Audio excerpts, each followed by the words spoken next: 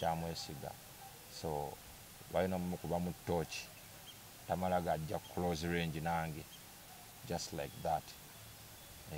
Ekigambo ky'okumuyita Ssemutolo kimuluma era oba omuyisizaamu amaaso lwaki?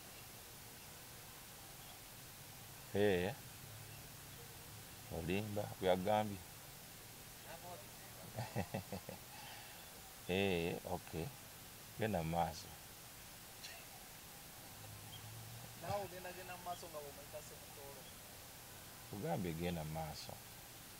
Kuba kati interview ndowooza twandigikomezza. Si kyekyo mwebale nnyo. Nnyuse bannange. Obulamu buli fit ogamba otya? TV wafuuka kimuli. Olimba. Otuwambye buwambi. Beera siriya kyoga nti mbeerako nnyo. Bamanyi nze njogera byange. Mule muteekako. Naye kyakabeera. Nga w'oli musajja wa mukule. Nga mu mbeera y'emu tulina obutakkaanya bwa Kingsa ne Chameleone. What is your take about this? Era bino ng'omuyimbi nga bayimbi banno ebyandibadde ebituufu okwerumangana. Nze nabagambye industry weeri kati extras ezaakendeera. Manye ebiseera ebisinga mulimu omuntu w'abeera nga tayogedde ku kintu n'abeera nga yeeriddemu olukwe. Omuntu bw'aba nga akuyisiza bubi mugambe kuba ate bw'onoosika tajja kutegeera ki kyakuyisaamu. Ajja kusigala ng'agenda mu maaso ng'akola ekyo kyakukoze. So omuntu bw'aba akuyisiza bubi naddala ng'akyali close ng'akyali kumpi naawe nga bw'olaba nti industry omubuulira either ne mugonjoola naye ng'omukoze eki ng'omubuulidde. But people say you should put some respect. Engeri gye yamuveemu yamuvodde nnyo. Kati nze sirina control ku muntu gy'alina kugambamu muntu. Buli omu yamanyi approach ye. Okitegeera ekyo kya approach kiri ku muntu.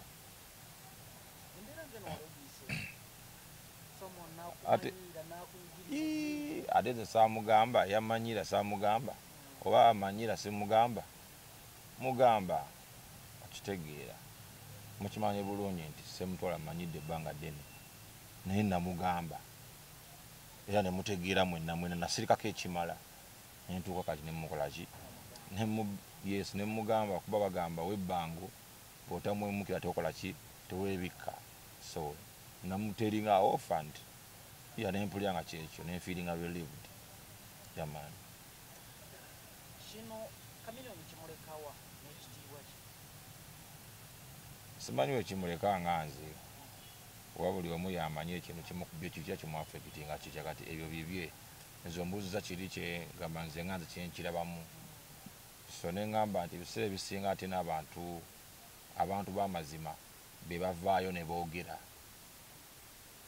okitegedde kuba even silence is betrayal kitegeera n'okusirika kibi ate wekusukka ennyo era kwa bulabe you understand osobola okufa depression nga tebamanyi ekintu nga kikunyiga so before you judge omuntu okuba nti yamugamba nti yakoze atya yayogedde atya olina okumanya why the same way nze wena coming out you remember after a long time mbaga nti ono bwambwa bwati ne bwati ne bwati era ensi nemanya netuuka okuba ng'etaddeko amaaso abiri kyamukisa mulungi nti bagenze babikola ki nga babiraba waliwo posta ekedde ku makya ng'etrendi actually yatrendinze kisanga kumi ng'eyo posta ya mukyala Donzel ate nga kimanyiganye mwabeera ku bantu posta eyo ng'egamba everyone has a right to give Kenzo or to abuse every Kenzo but you personally olina omuwa ekitiibwa era yakuyimiriza ne mwogeramu person netomuwuliriza kale gwewasobola okuwa ekitiibwa omuntu atakuwa kitiibwa to be honest because bagamba if you want others to respect you respect yourself so if someone cannot respect himself ng'abeera eyo nga njogerera ebigambo ebingi okitegedde nga nzoleya nga gamba mbu sisobola okitegeera oyagala nze nkole ki can I still respect that person abeere yayogera nti sisobola era agamba siri wa kabi okitegeera naye kwe kumugamba nti oba siri wa kabi konsati yange ya 7 December jangu naawe oteekeyo ku 7 December okitegedde ndi ku cricket ovo bakuwe kololo okitegeera kuba ebintu byombi birina okudda mu action okitegeera kuba nze manyi buli muntu ayina abamuwagira n'abamukkiririzaamu. I have my fans okitegedde nina abawagizi bange.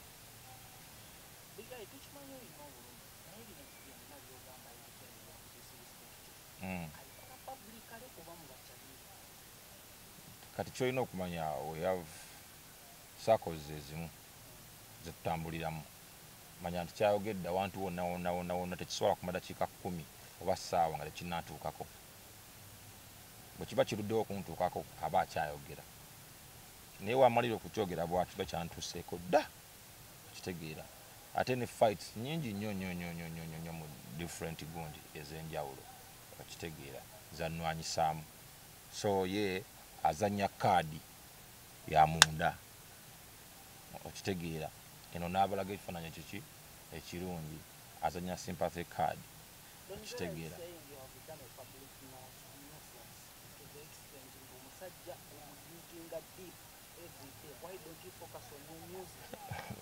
What do you call deep?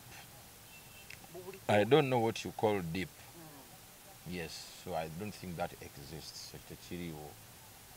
Yeah, but shemanyi nti nvayo nenjogera ku ekyo nekituufu nekiba kinyigiriza ng'omuntu. Yeah, lwakuba nti abantu abamu twatuuka mu nsi eno abamu tebaagala mazima, tebaagala babuulira. Abantu balowooza omuntu olina kubeerawo ng'osirisi ne bakulinnyako, n'akulinnyako. So sometimes otuuka nga tokyasobola kugumiikiriza. Buli muntu alina point ye wakoma ogumiikiriza. So that's me now.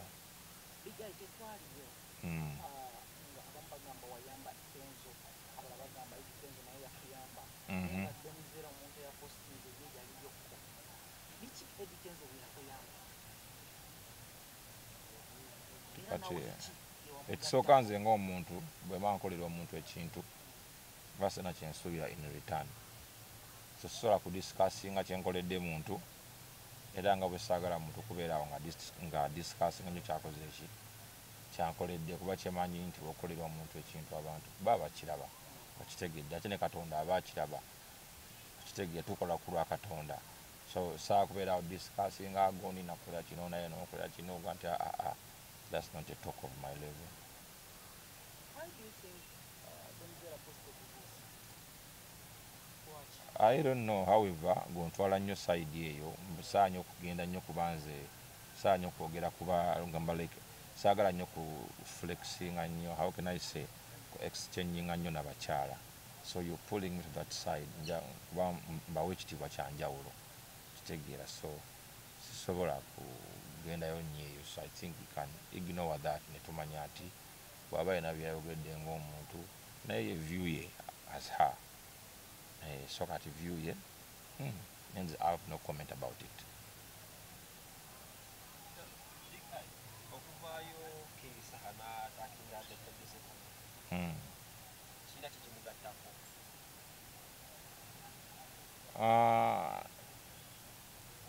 Ekyo kiri yakoze ataaka yennyini yaba amanyi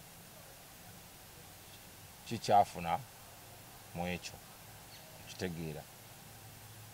Oluusi ayinza okuba ye nga yena kyasanguddewo ekigenda omumuha emirembe nga ye okitegedde ayinza okuba. So oba kimu affectinga oba kimugattako ekyo omuntu yaba akola ki yaba amanyi yaba amanyi mu mutima gwe.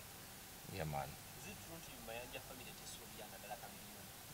ebyo si byange kati, ebyo si byange byombuuza kati ebibuuzo byombuuza si byange kati nze njajinge ntya mbu kati bannango ebintu ebisinga twabikwasa bantu be basalawo ani asobya natakola ki natasobya.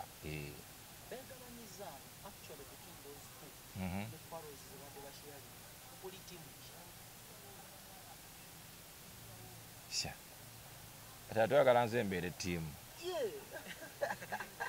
abayimbi bapostinga zittiimu zaabwe kati nze sibeera ate nze sibeera ku ttiimu kale nze mbeera ku balefali kati bani balifali erevo yange yabalefali so si ya ttiimu otegedde bukyali dro bayawudde ogwo sinze nagusazi waliwo olefali gwe bali oayi ogwo twagamba anyway twakukwasiza kooti y'abantu kati yegulimu ogwo kooti y'abantu yegulimu okuyimikira mu kamera n'agamba omusajja olaba pabulikale ebiwundu bwebiri bamukubye amasasi g'ogamba nti his business kamiliyoni alina omulimu ekyo kyo that also concerned me ng'omuntu about that wasn't a good statement because twalabanga abantu bangi abakikondemminga because omuntu asobola n'okufiiramu ebintu by'okufa ebiseera ebisinga kiba kya bugunjufu nnyo okuyimirira awamu n'oyo afunye ki obuzibu naddala nga wadde osobola okutwala obulamu bwe so ekyo nange sikiriziganya naki because in this industry at the end of it yes bantu muba n'obutakkaanya naye ku nkomerero ya byonna ffenna tuli bantu so mu nsonga ezimu obuntu bukola ki bwetaagisa okitegeera you cannot see someone omuntu gwolabye for some years nga mazima babadde bamukubye babasobola omutta kuba eyo kanisita singa yamukwata mu bulago oba mu kifuba kitegedde someone yali asobola okufa okitegeera so kati senior personnel like Dr. Jose baffe tubalabirako okitegeera so if you cannot come out nobeera nga okyakitwala like that is someone's business that was not right. I'm not hide about it. That was not right. Okitegeera kyogamba nti kati gwe Kyagulanyi ng'afudde let's say okitegedde God forbid ng'omanyi Uganda kyekosebwa tutulibwe tubitwala lightly tulina kubitwala front you don't know the pain Uganda gyesobola okufuna omusajja oyo avuddeyo okitegeera so it wasn't something to joke about. It was a serious matter okitegeera and we expected everyone if you can't condemn sirika okitegeedde okiraye buki yeah. What should be done like Ugandan artists endongo okuva ku bana abasajja abasatu kuba eringa ebyotoleerawo olaba ne musekinga yakyusa ate munyiigo nnyo mutuleetera okuleetera nti endongo eri kummwe mwekka ate nga naffe twakola kyekina okuleba bujayi endongo okuva mu bana abasajja abasatu endongo terina we yeetooloolera mbu yeetooloolera awo eyo just ebeera mindset eyo mindset eri mu bantu yes but we have done things we have worked and we have funds tuyina ba funds okitegeera tuyina ba funds nabo we work in the same places we use the same venues so what makes you think nti endongo yeetooloolera awo just mindset y'abantu nti bo abamu n'ate kyemmanyi kyangusamulungi kina abantu abasinga ate bakijjawo awo okitegedde kuba kireka nnyo endongo yaffe era awo okitegeera yeah. No, if you remember even well ne Mwami Kyagulanyi kennyini okitegeera okay we are talking about music okitegeedde Bobi Wine his excellency yennyini yakyogerako n'agamba naye music temwetooleza kuffe okitegeedde mu embrace ng'abantu abakola ki abajja I think waliyo oli munnamawulire yo press conference wagirimu okitegeera agamba lwaki mugamba nti oba nti music wiki no abantu bangi abakabi okitegeedde baana bangi bakola ki so you remember that tiyali selfish okitegeera so your mindset should go away.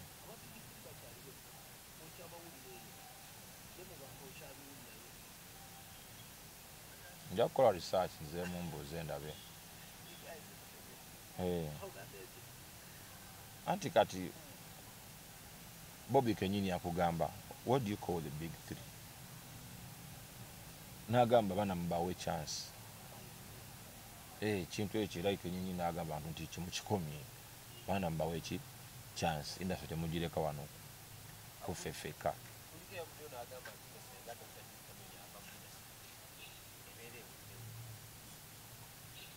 Omuntu yenna ne si ye yekka Nowembanze Big Eye n'abayimbi abalala bangi kuba buli muntu alina empagi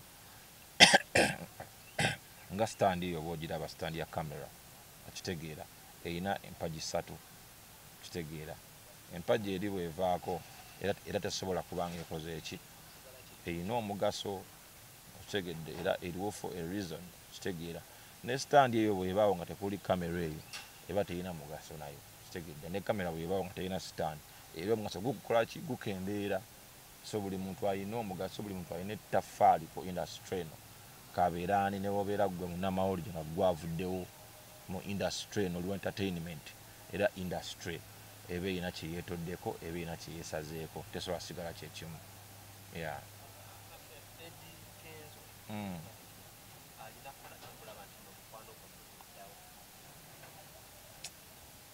Kati olira ono oba alina kyakoze oba talina oba nkugambye how can I explain that tebiriiko mbu alina kukola ki oba kukola ki byonna bye bimu otegedde oba akoze ekiyo oba alina kyakotana kyakoze siina lwe seebaka olw'okuba tetukolagana otegedde siina lwe nsula njala because tetukolagana naye okitegeera so sina kyemmanyi mbu alina kukola kina alina kukola kiri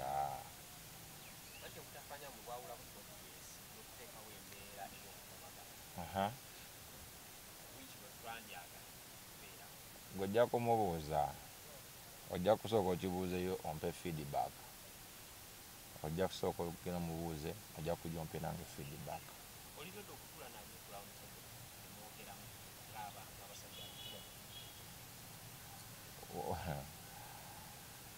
kati okutuula naye sisuubira mbu kikyali kyangu right now kuba naye ng'omuntu okutuula ne Big Eye tomala gatuula nange waliwo emitendera gy'oyitamu kikyali kyangu ojja nti ngenda kutuula naye aba alina okubibwamu tooki nnyo nnyo nnyo balina omukubamu tooki nene nnyo nnyo nnyo kuba ye ng'omuntu naye sikyamwesiga okitegeera sikyamwesiga so balina omukubamu tooki tamala gajja close range nange just like that ekigambo ky'okumuyita Ssemutoolo kimuluma era oba omuyisizaamu amaaso lwaki